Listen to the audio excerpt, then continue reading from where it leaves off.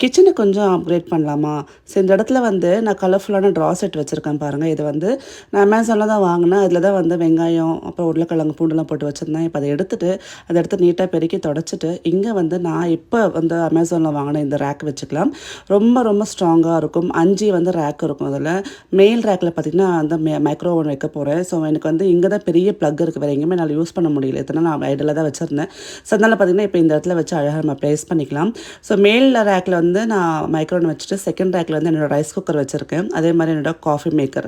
So எல்லாத்தையுமே இந்த மாதிரி அழகாக ப்ளேஸ் பண்ணிவிட்டு நான் வந்து வெங்காயம் உருளைக்கிழங்கு அப்புறம் பார்த்திங்கன்னா பூண்டு வைக்கிறதுக்கு பேஸ்கெட் தனியாக வாங்கியிருக்கேங்க. இது வந்து அமேசானில் தான் வாங்கினேன். இதை பற்றி நான் டீட்டெயில் ரிவ்யூ கொடுத்துருக்கேன். நம்மளோட பேஜில் இருக்குது பாருங்கள். ஸோ இதை இந்த மாதிரி மூணும் இந்த லைனாக ப்ளேஸ் பண்ணி இப்போ இந்த ரேக் வச்சதால எனக்கு ரொம்ப ஆர்கனைஸ்டாக இருக்குது. என்னோட எல்லா எலக்ட்ரானிக் ஐட்டம்ஸ் ஒரே இடத்துல வச்ச மாதிரி இருக்கும். அதே மாதிரி இந்த வெங்காயம் உருளைக்கிழங்கு கூட பார்த்திங்கன்னா நம்மளுக்கு கம்ஃபர்டபுளாக இருக்குங்க.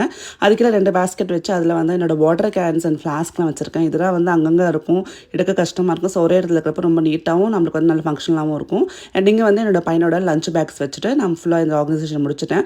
கீழே ஒரு ரேக் மட்டும் உங்களுக்கு எம்டியாக வச்சுருக்கேன். அங்கே வந்து ரைஸ் கண்டெய்னர் வந்து ஆர்டர் பண்ணியிருக்கேன். கண்டிப்பாக அதுவும் நான் உங்களுக்கு ரிவ்யூ ஷேர் பண்ணுறேன்.